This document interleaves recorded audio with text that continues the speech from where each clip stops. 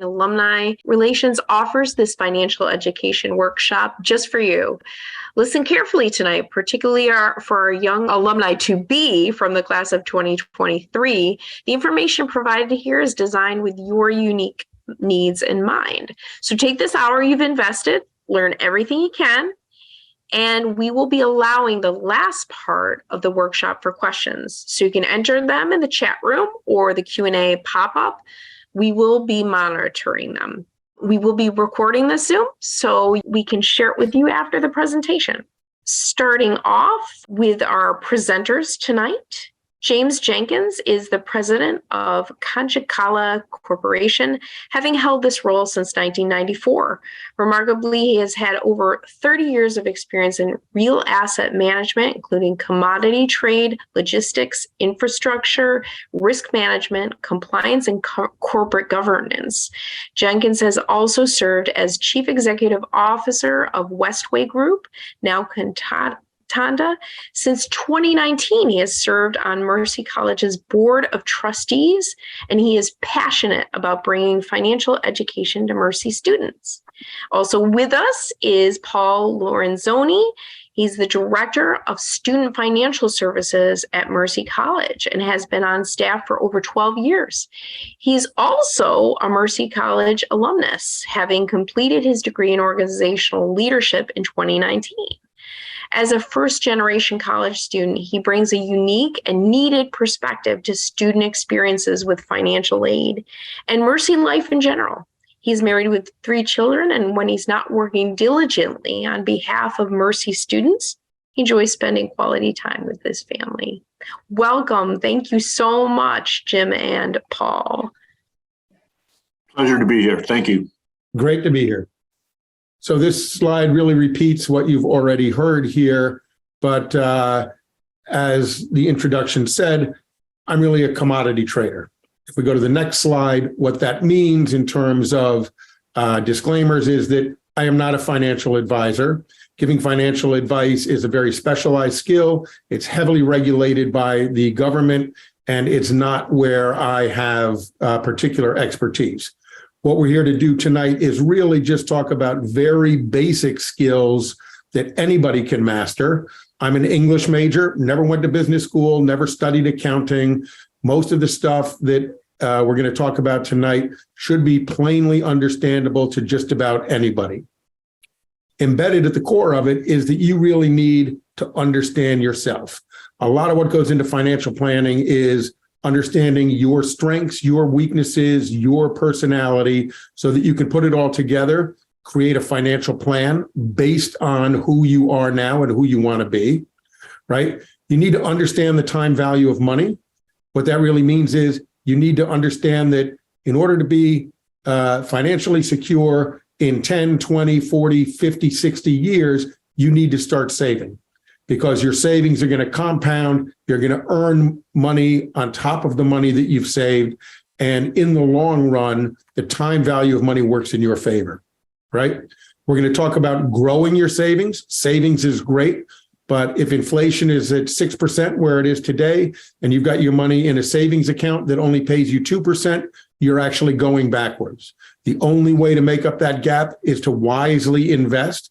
We'll talk about wise investment means. And then we're going to talk about managing liquidity. There are always going to be times in your life when you're spending a little bit faster than you're earning. Debt is a tool. Any carpenter will tell you that having good tools to use really matters. We're going to talk about credit card debt. That is the worst tool. The most expensive screwdriver you can buy that's going to break the first time you use it is credit card debt. So if we go to the next slide, we're going to talk a little bit about why you need to plan, right? Why are we here tonight? Well, if you're like me, a healthy 65-year-old, the chances are pretty good you're going to live to be 92. Most people retire at around 65, which means that for 27 years, you're going to have no job and enough income from your savings to live on. 27 years without any income, you want those years to be comfortable, right? We go to the next slide. We'll talk a little bit about what that means. You want to be comfortable in your retirement? How much money do you really need to be comfortable? Well, remember, If you're a 25-year-old recent Mercy alum, you're going to be retiring 40 years from now. Maybe you think you can get by on $50,000 a year for those 27 years. You need to save $830,000 in order to have an annual spending budget of $50,000 a year. My personal opinion is that $50,000 is not going to go that far on an annual basis 40 years from now. You might need $100,000, $175,000, $250,000. If you want to live in Westchester County, you want to live somewhere near Mercy, where you somewhere around the New York City area, maybe where you grew up, this is a very expensive area to live in. 50 years from now, you could very well need $250,000 a year to retire on. That means that before you're 65, you need to figure out a way to save and invest and have $4.2 million in the bank. Okay, so we're going to move on and talk a little bit about how you can do that. The red X is at the bottom of this retirement resource pyramid. This is a standard financial planning tool that people talk about, is what resources are you going to have in your retirement, right? Everybody says, well, I know I'm going to have Social Security, but Social Security is usually called a safety net. And safety nets are really only there to prevent disasters. Social Security is not there to give you the kind of quality of life that most of us would like to have in retirement. A lot of people say, well, that's okay, because on top of my Social Security, I'm going to own a home. And when I sell the home, I'm going to have a big profit on it. And I'm going to be able to take that money and live off of it. Maybe that's going to work out. Home ownership can be very volatile. For most people, it's effective as a forced saving program. You're forced to pay your mortgage every single month. Otherwise, you get in trouble with the bank. So it can be effective in forcing you to save, but there's no guarantee that homes are going to increase in value over the next 40 years as they did in the last 40 years. Maybe you're lucky, maybe you're not. We do go through housing busts from time to time. Paying off a mortgage, the interest rate on it can be very expensive. Maintaining a house, painting it, putting a new roof on it, replacing the boiler, all of these things are going to ding the value of your house and your ability to save. So for most people, the most effective way of building financial security for retirement is the top three parts of this box. And it's not a box, it's a pyramid. It's a pyramid because everybody qualifies for Social Security. A lot of people buy homes. Fewer people, but still a relatively large part of the population, will have an employer-sponsored retirement plan. You go to work for a big employer around the New York City area. Most of them are going to offer you a retirement plan where they put some money in, you put some money in. Hopefully it's wisely invested over time, and it's going to help you retire. Fewer people, which is ridiculous, actually, it should be everybody, has the ability to open an IRA, an individual retirement account. An IRA is a great way to save. More people should take advantage of it. If you're on this call tonight, please, you should take advantage of it, because the government gives you a big tax break. They are in effect paying you money to save because they want you to retire securely. The government knows that if people wind up retiring and they're broke, it's going to be government benefit plans that have to bail them out. The government gives you a great financial incentive to open an IRA. You should do it. And then a lot of people have ways of accumulating other assets through savings accounts, stock brokerages. Maybe you invest in real estate on the side. Maybe you open a business. That's a relatively small percentage of the population, but it can be significant.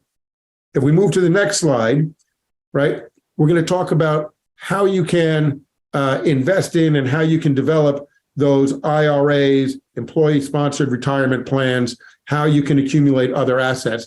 The first and most important thing is you got to know yourself, and you need to be honest with yourself.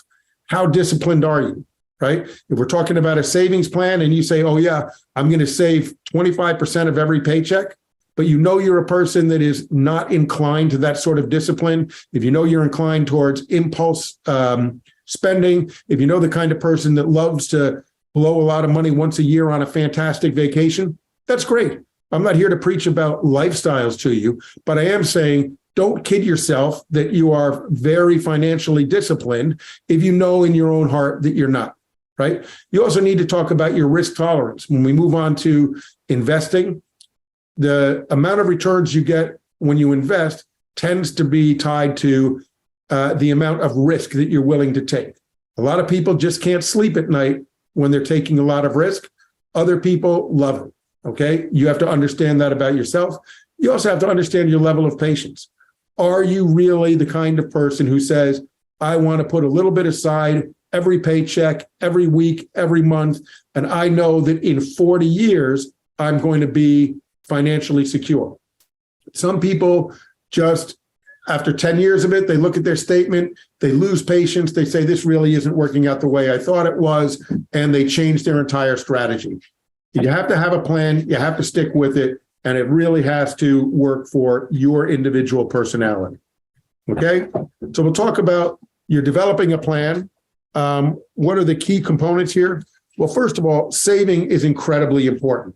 And if we look at the next slide, you're going to find out that when you start saving is very important, okay? Saving is important, but like I said before, if you're earning 2% on your money and inflation is 6%, your savings are getting eroded, you're actually going backwards. So you're going to have to, at some point, start to invest with an eye towards earning money over and above the rate of inflation. But that doesn't mean gambling. It doesn't mean playing the stock market. It doesn't mean asking your Uncle Homer for the latest stock tip. It's just having a solid plan. You can invest very conservatively. The stock market over the last 50 years has returned in total about 10% a year. If you can make 10% a year, year in and year out on average, you're going to be very comfortable and secure when you retire, okay? If we look at the next slide, another takeaway from tonight is you want to save, you want to invest, and you want to make sure that you use debt wisely. Debt, I said earlier, is a tool. It can be fantastically important and very beneficial. If you use debt to have a car, if you use debt to buy a house, if you use debt to finance an education, those are all very reasonable, very valid reasons to take on debt, okay? Credit card debt is the absolute worst. If you take out a student loan, 4 years later, you've got a degree, you're going to have 40 years of higher income on the back of that degree to pay down your debt. When you go into credit card debt, it's usually to buy a pair of shoes, to go out to dinner, to go on a vacation. Very shortly thereafter, you have nothing to show for it, and you're paying an incredibly high, very damaging rate of interest, right? Credit card debt is much higher.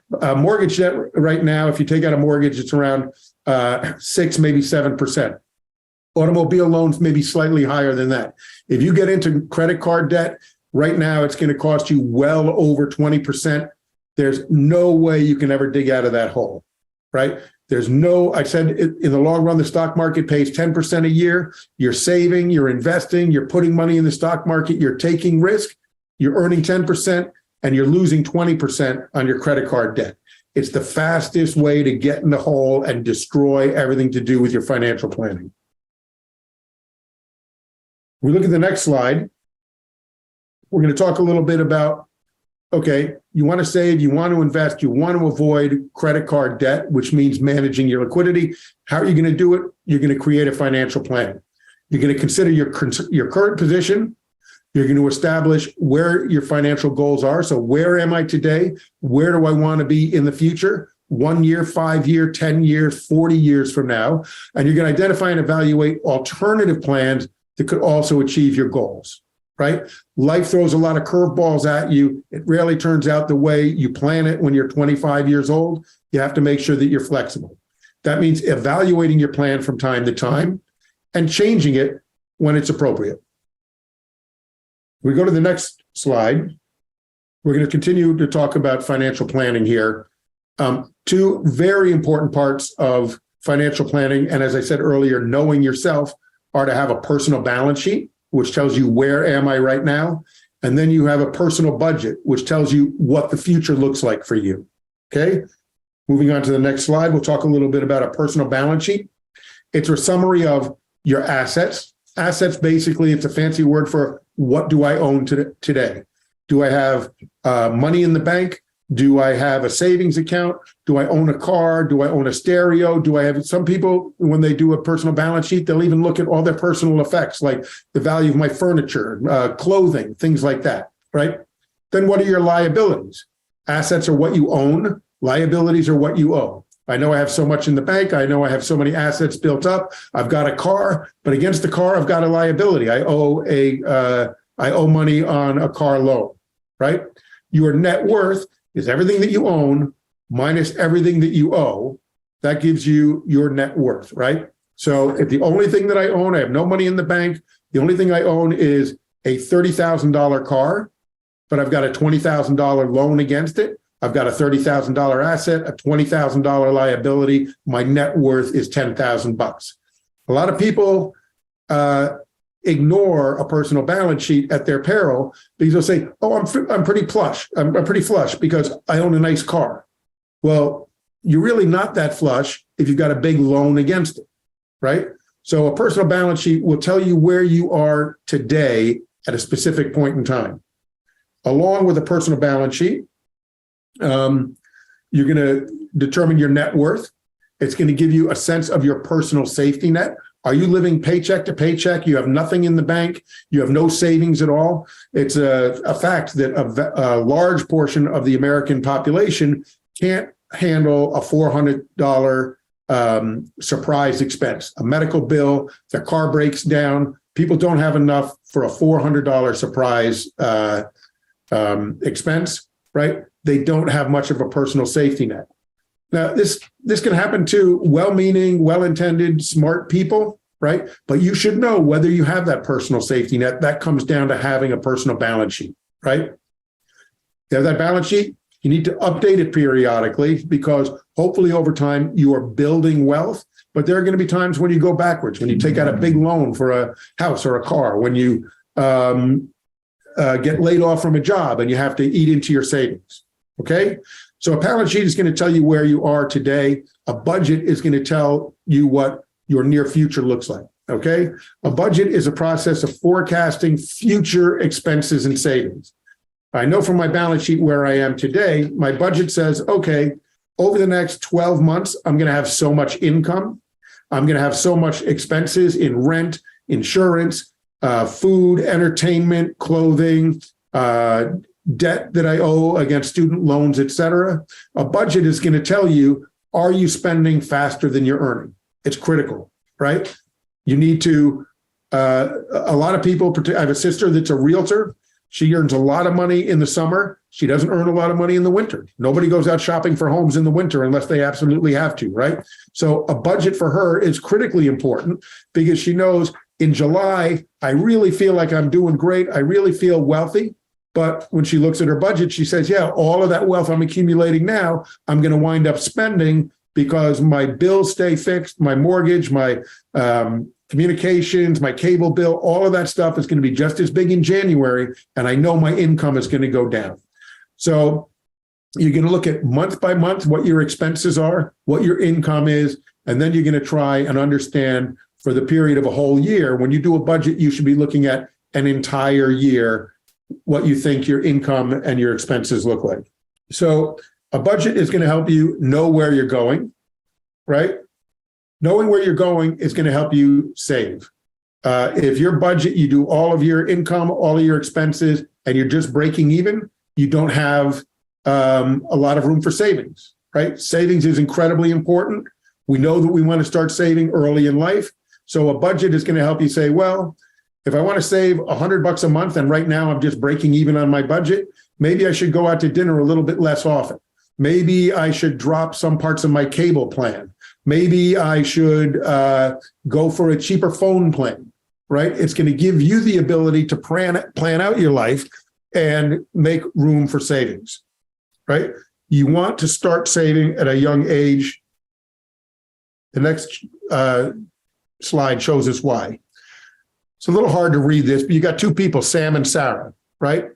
For 30 years, they each save $100 a month, every month for 30 years. They're very disciplined, okay? But Sam starts at age 35. When he was in his 20s, his early 30s, he was a party guy. He wasn't very disciplined. He didn't look at his budget, and he just was always breaking even, right? He didn't get around to being more serious and starting saving until he was 35. Sarah started at 25, right? She did the budget. She found out just a way to save $100 a month. $100 a month you should be able to do if you've got a decent job, right? Sarah started right away when she was 25. They both saved for 30 years. At the end of the 30 years, because Sarah started earlier than Sam, she winds up with more than twice as much as him, right? She winds up with $330,000. He only winds up with $150,000. That's the time value of money. Saving it when you're young, letting it compound over time, earning investment returns on it over the long haul is going to pay off incredibly well for you, right? So saving is important. Getting started when you're young is very important, right? So how do you know that you can save? Well, a few things to fit savings into your financial plan, right? You need to sit down again. This has to do with knowing yourself. How much should I attempt to accumulate in savings for a future point in time? What am I saving for? Am I saving to buy a car in 2 years? Am I saving for a down payment on a house in 10 years? Am I saving to put 2 kids through college in 30 years? Am I saving to have that several $1 million in savings, $4 million in savings when I'm 65, right? There's going to be different stages of your life when you're saving for different reasons. As a young graduate, it might be, I really need a car for mobility. I want to have enough saved up for a down payment on a car within 2 years, right? So what do I saving for in a future point in time? And how much do I need to save every month in order to get there, right? There's no way I'm going to have $5,000 for a down payment on a car if I'm only saving $250 a year. Right? So I've got to know where I want to go. I've got to know what I need to do every single month, every single paycheck in order to get there. It's going to be hard, right? Your circumstances are going to change. Sometimes you may get a good bonus at work. Sometimes you may get a raise. All of a sudden, you've got a little bit more fat in your budget. That's fantastic. You should always be saving something. Make it a priority. Okay? The second takeaway that we have from tonight, so now you're saving, right? Saving is good, but as I said earlier, I'll just keep on repeating it because we're in a period right now of high inflation.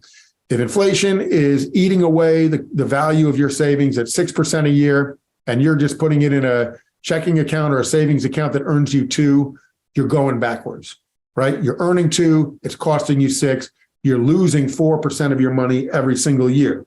So investing is important, but that doesn't mean playing the stock market. We're not going to say that in order to be a good investor, you need to be taking a lot of risk. You need to be in stocks and bonds, and you need to be following the Wall Street Journal every day. What's Tesla doing today? Oh, I hear that Facebook is changing their name to Meta, all of this stuff. Forget about it.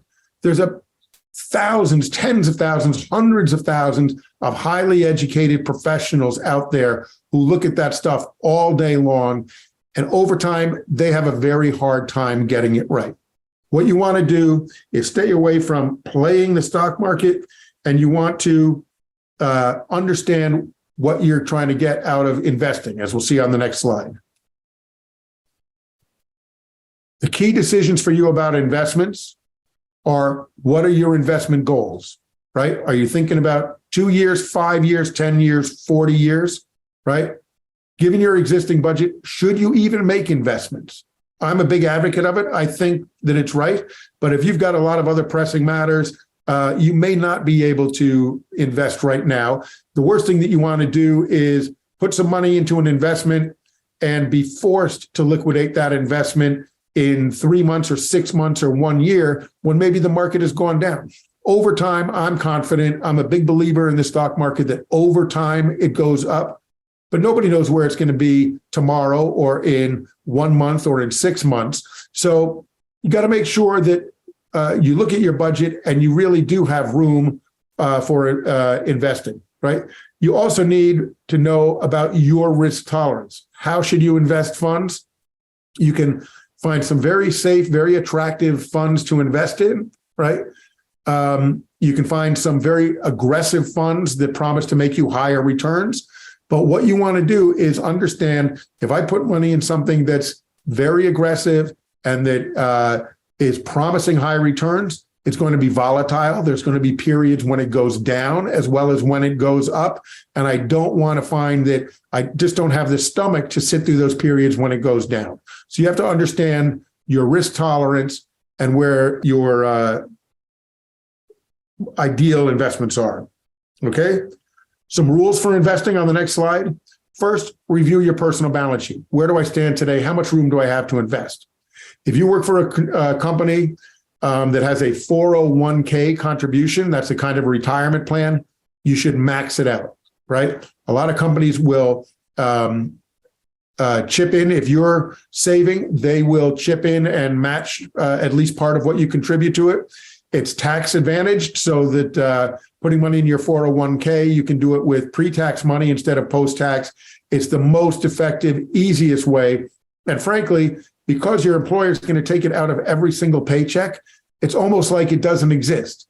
You don't miss the money. It's not that it comes into your savings account and you have to write a check to go and invest it. And some months you're like, oh, I don't want to write that check, right? They're going to take it right out of your paycheck, just like the government takes the taxes. You'll learn how to live with what's left, right?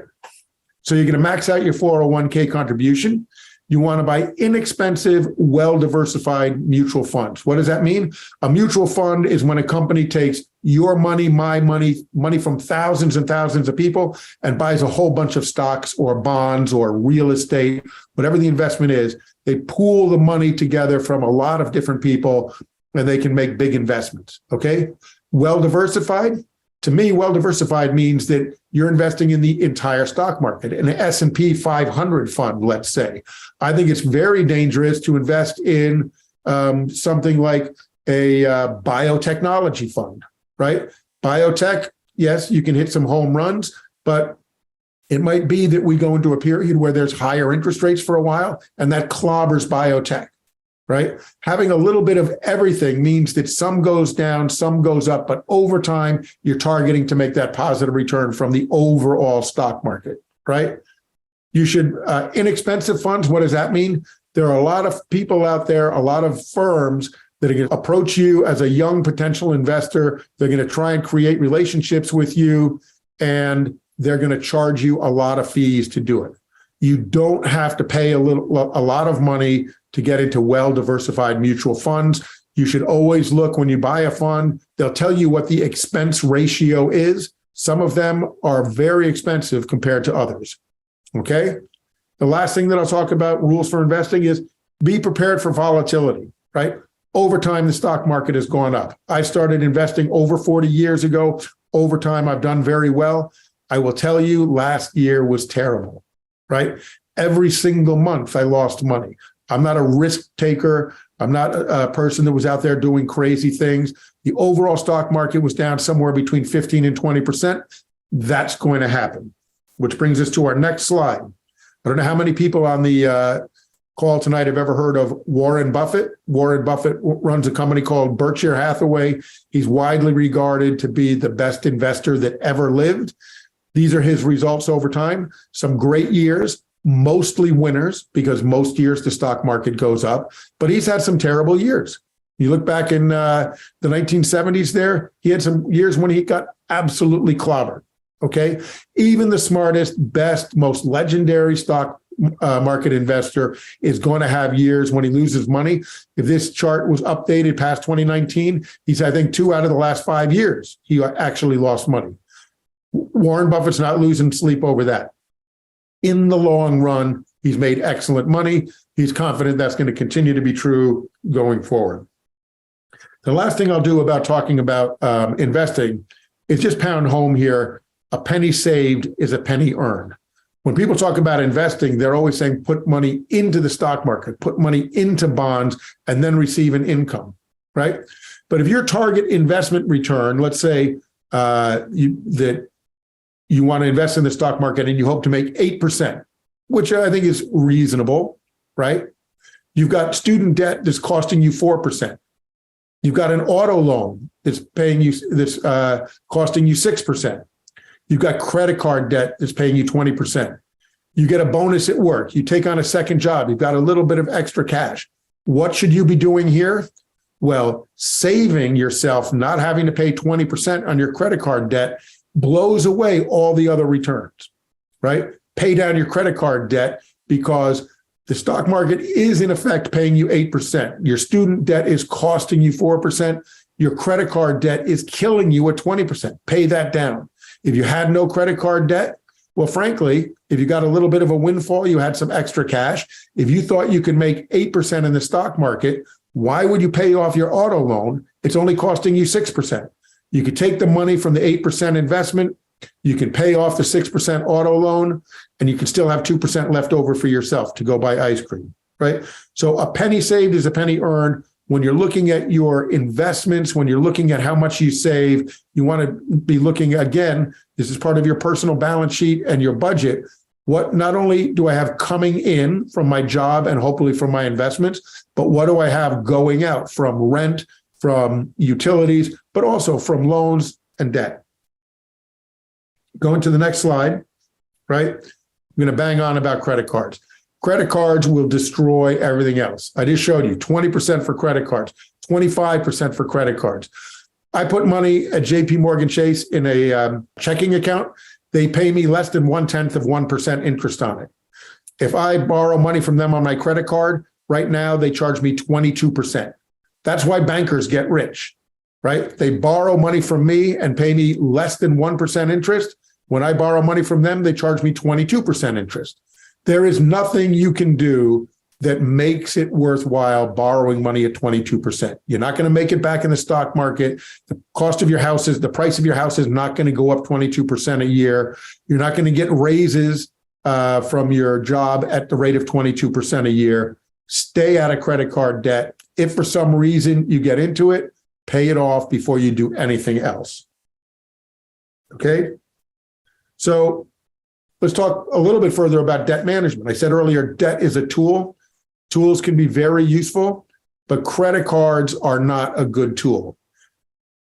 You may need debt for liquidity. Don't put it on credit cards. The interest rate is very high. Maintaining adequate liquid assets to stay out of credit card debt is very important. That comes back to having a budget and a balance sheet. You want to stay out of debt? How do you do it? You need to manage your cash flow. On the next slide. Key decisions for managing cash flow. How can you ensure that you're going to pay your anticipated bills on time? You got to have a budget, right? How can you maintain adequate liquidity in case you incur unanticipated expenses? In your budget, you didn't have that your car broke down or that you got sick and you had to go to the hospital, right? How can you make sure that you have a little bit of a rainy day fund that you're not going to have to put that car repair on your credit card and get into a big hole, right? Then after you've got a little bit of a rainy day fund to make sure you have liquidity, how are you going to invest your remaining funds amongst safe investments? Okay. Having a credit card is very common. People use credit cards. There's a difference between using a credit card and going into credit card debt, right? It's okay to use a credit card if you can pay off that amount of money every single month. That means you've got to impose a tight credit limit on yourself. What does that mean? The credit card company is going to give you a card and they'll say, oh, we think you're good for a $3,000 credit limit, right? Well, if you get into $3,000 worth of debt, you're going to have a hard time paying it off. Forget about what they think you're good for. You should say, I'm never going to spend more than $100 a month or $200 or $300 a month because that's what I know I can pay off, right? When the economy weakens, when you know that the hours you're working are going to be limited, when you know that your investments might do more poorly, when there's a possibility you might get laid off from a job, you're going to want to adjust what you're putting on a credit card to make sure you stay out of debt. Okay, so let's just recap on the next slide here. What you should remember from tonight. I think we've really spoken about credit cards, knowing yourself, making sure that you adjust it to your abilities, right? The big takeaways from tonight, what you should remember, number one, know yourself.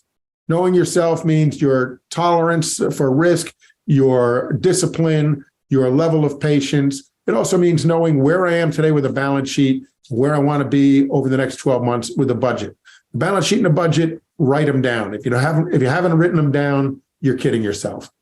Plan to save, right? You've got that budget. Make sure you put a little room for savings into your budget. You want to start early, get ahead of the curve. When you're saving, you need to look at investing. That means conservative, low-cost mutual funds, and stay away from credit cards because they're going to kill you. So that's it. I think we're going to move on now and talk a little bit about student debt, and we'll have time for questions at the end, I think. Is that correct, Alexis? Yes, we'll get to questions at the end. Thank you.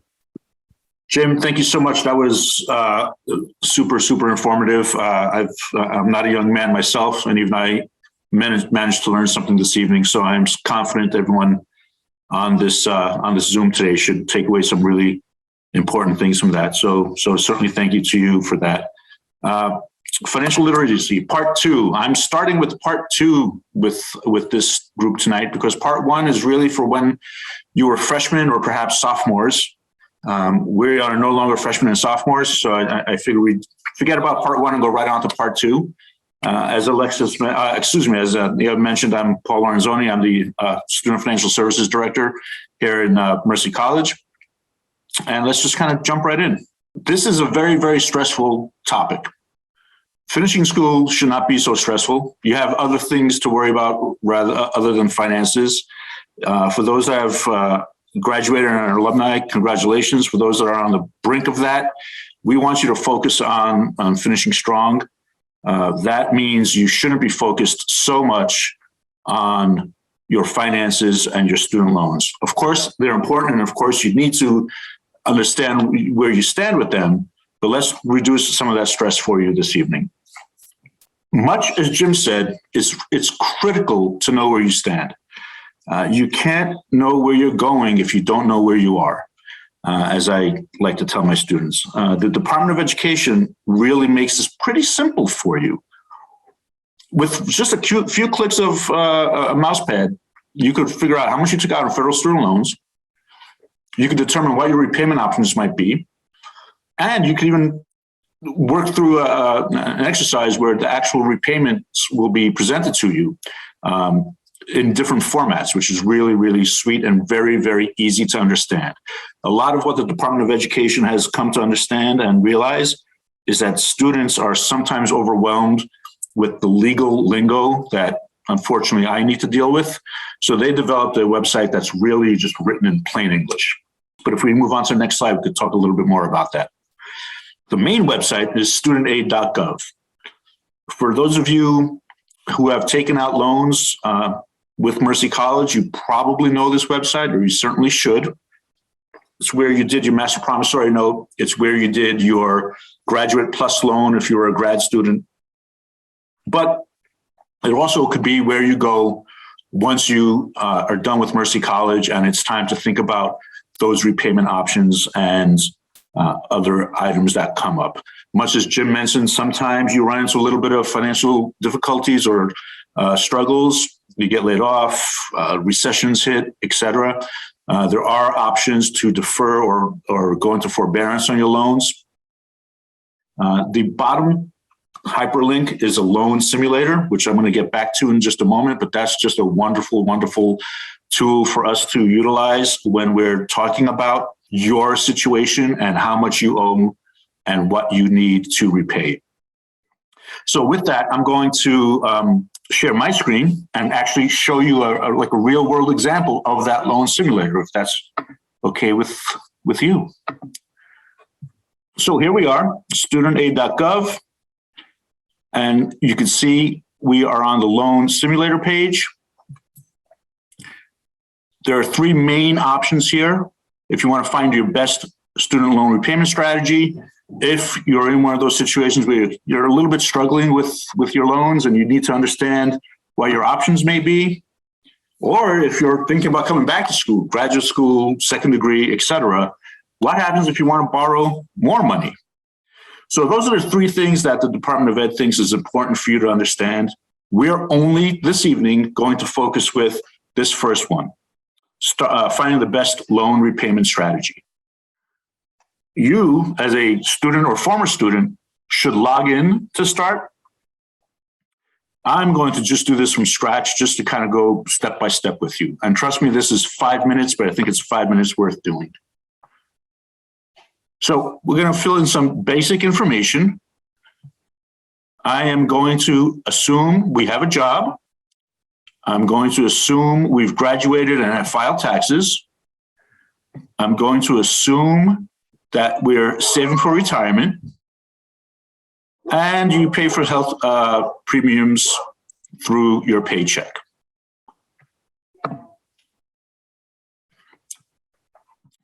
Being a recent college grad, I'm going to say we're still single. Of course, you would fill in whatever works for you.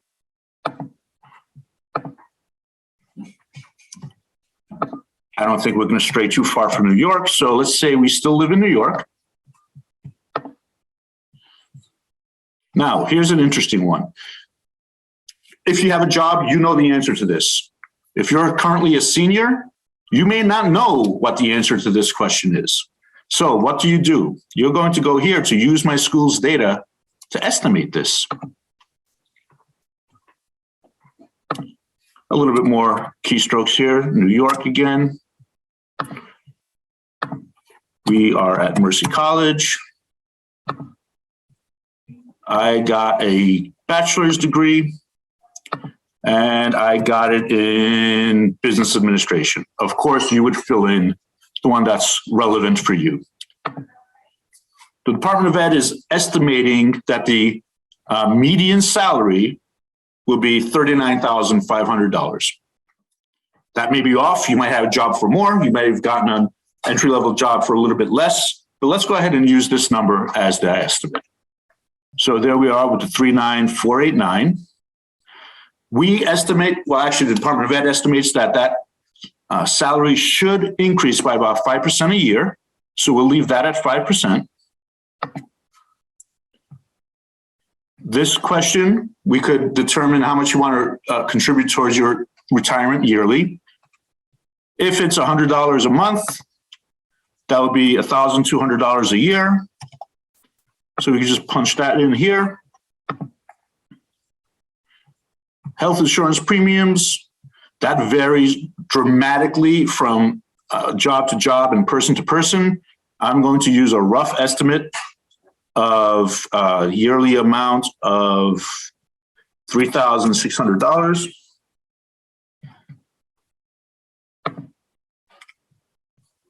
And now we get to your actual loans. So you could actually punch in your actual balance if you know it, or you could use the estimated amount from Mercy College. So let's do that, just so we understand what Mercy College grads looks like.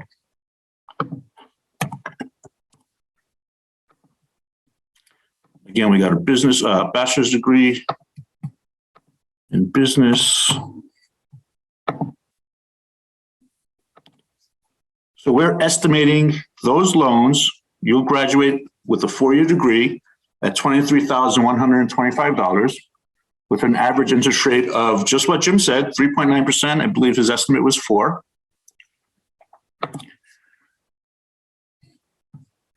Public service loan forgiveness is something for another day. It isn't something that is interesting to some of us, but perhaps not appropriate for all. So we'll just skip that for this evening. And now you get to the area where it says, hey, listen, what's your goal? Are you trying to pay this off as quickly as possible? Do you have other expenses? So maybe you're just looking for a low monthly payment. Are you looking to pick your own amount? Maybe you know how much you can afford and you want to squeeze that money into a payment plan. Are you thinking about paying it off before you get married or before you buy that first house? You would select this area. For now, let's say we want to pay it off as quickly as possible. And boom, here is the calculation for you. Based upon all of those options that we selected, the Department of Education estimates that if you pay $233 per month, you'll be out of that $23,000 of debt by February of 2033. Now, this could change if you want to now look what that would look like with the lowest monthly payment. You just apply your changes. And yes, you're now looking at repayment finishing in 2036, but your average payment went down to between $119 and $294. So this is just really quick and easy way for you to get a real life experience results of what your loans mean to you and how you could pay them off most effectively. I'm going to stop sharing now because I think that's the basis of that example. And that's really what we wanted to talk about from my perspective this evening, is those loans and what you could do real hands-on to ensure that you don't fall behind on payments and you understand what the balance of those loans might mean to you. Another slide I had on here talks about, guess what, Jim? A budget. Budgeting is absolutely the most important thing that you could talk about post-graduation once you're, and I love the fact that you talked about a balance sheet. I think that's the second half of this that often gets overlooked. But the budgeting software that I use, believe it or not, is right in Excel. Everyone has access to Excel. They have a pre-made spreadsheet for you for a budget. You could just modify it as needed. You don't need fancy software. You don't need anything. You don't need to hire somebody to do it for you. If you're decent with Excel and you know what your numbers are, just plug them right into Excel. I think that's the easiest way for you to start. Maybe at some point you outgrow it or want something a little bit more robust. But I know many a person that keeps their budgets in Excel and they're far removed from school. So that's all I have for this evening. I wanted to keep it brief so we could definitely open up for questions. I know there's some in the chat. So Alexis, tell me, or Leah, how do you want to handle those questions? Sure. I could feed you a couple of them. Let's start out with the first one, a basic question. What is a 401k and how do I use it? You want me to take that one, Paul? Please. So 401k refers to the part of the IRS tax code that created this investment option. It's usually an account that's set up by an employer where you have various amounts of any paycheck that you can have removed directly from your paycheck before you pay taxes on it and invest it. Now, 401k, your employer will typically say, we're going to give you, let's just say in a simple one, 3 different options. One is low risk, relatively low return. One is medium risk, medium return. The other one is high risk, but hopefully high return. Okay. And they're going to say, so we're going to take $100 out of every paycheck. We're going to put it into those, whichever one you choose. Right. And you can't get your hands on that money until you retire. So it's a forced savings plan.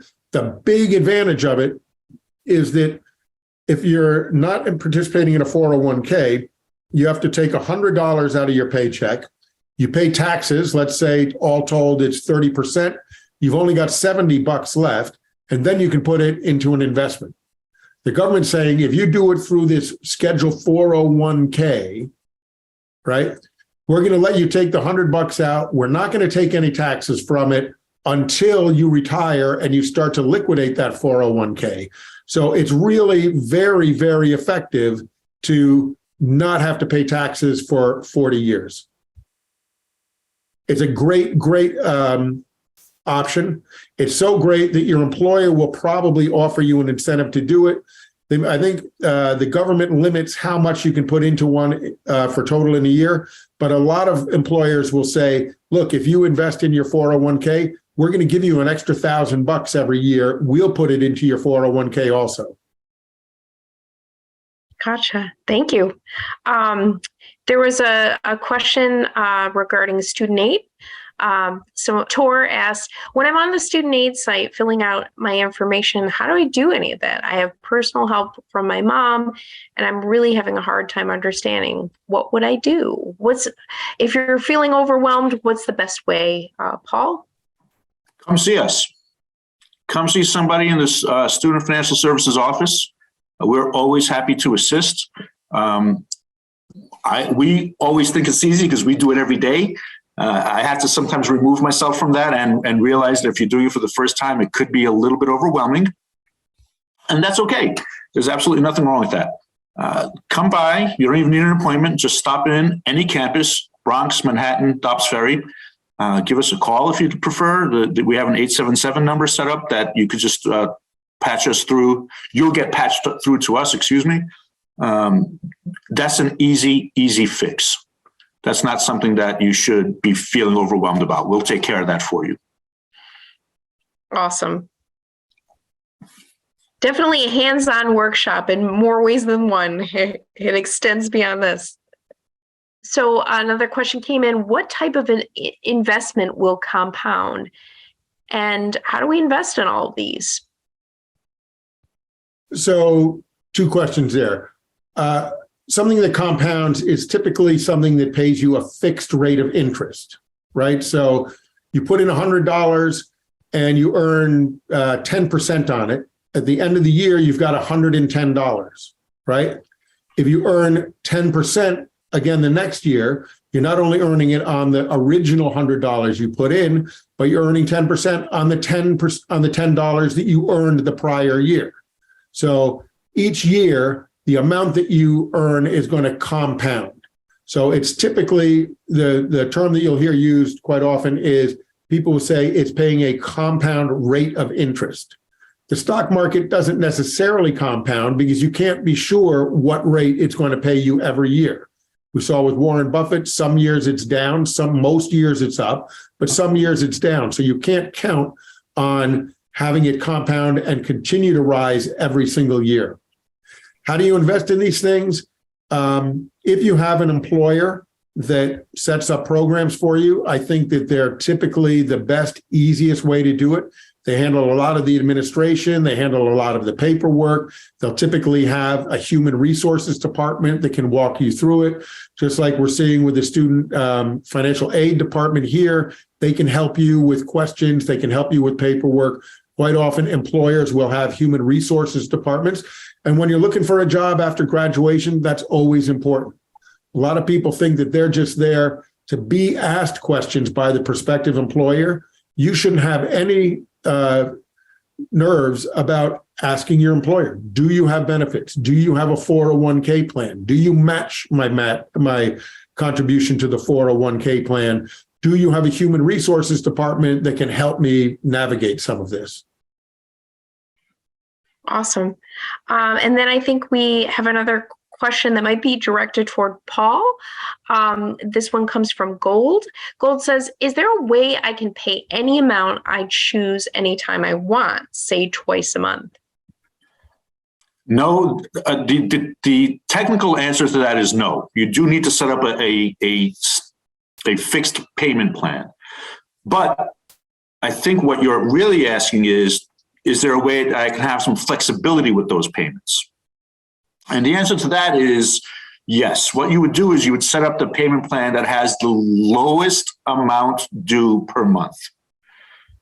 That way, you know, hey, listen, instead of that $233 per month, I know I could get it down to $119 a month. And then month by month, if you could afford to pay more than that $119, you go ahead and chip in more than $119. The Department of Ed, and for that matter, any debtor that you have, will be very, very happy to take your money at any point that you are willing to give it to them. So fear not. You do need that baseline number per month. But then if you want to pay more often, et cetera, that will always be an option for you.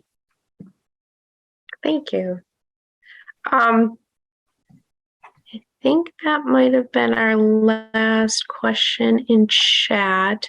I was just curious, Jim, because I've often thought the Sarah and Sam example was kind of amazing when you looked at it long term. I unfortunately am more like Sam. I didn't get started in my 20s just because of a series of unfortunate medical things. I just wasn't able to put away like Sarah did.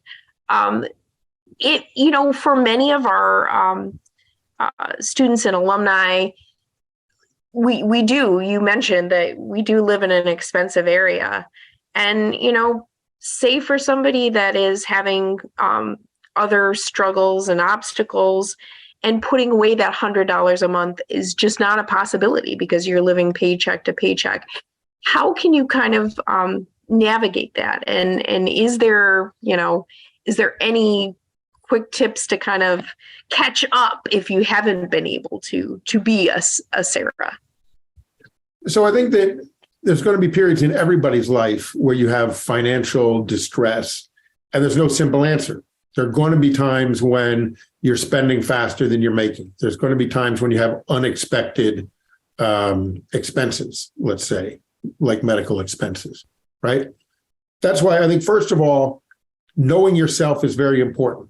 As Paul said, a balance sheet is critically important, because understanding that if I have an unexpected expense, I've got enough assets, liquid assets now that I can pay it. I've got some money in the bank, right? I know people who have had a car breakdown. The car was instrumental in them holding their job because they didn't have $400 to repair the car. They wound up losing their job. And that was a real downward spiral, right? So knowing yourself, your current position, doing a budget, right? You say that you can't save that $100 a month, but are you really sure? Let's write down all of your income. Let's write down all of your expenses. And maybe you can't do it today, but maybe you want to cut back on your cell phone plan. Maybe you want to go out a little bit less often. Maybe there are some places where you can make some savings. And even then, being able to save and put aside a tiny bit is a huge step in the right direction. It demonstrates that you can take control, and that's very positive for people, very, very powerful, right? Also, knowing that you've got the liquidity to avoid credit card debt is so critical, right? So, struggling to break even on your budget is one thing, but making sure that you don't have to put short-term expenses on a credit card is vastly more important. So there are going to be times when it's impossible to save. That's okay, right? It just pays for you to know how long do you think that period is going to be? What do you plan to do to catch up? Maybe you have to save twice as much. In my example of Sam and Sarah, they both saved exactly the same amount, right, over their 30 years. Well, if you fall behind, maybe you've got to try and save a little bit more later in life when you have a little bit more leeway to do so. So adjusting your sails a little bit. Absolutely. Cool. And if I could chime in for just a second, I always like to use the cup of coffee example. If you go to Starbucks every day and get a $4 cup of coffee, that's $20 a week. That's $80 a month. True.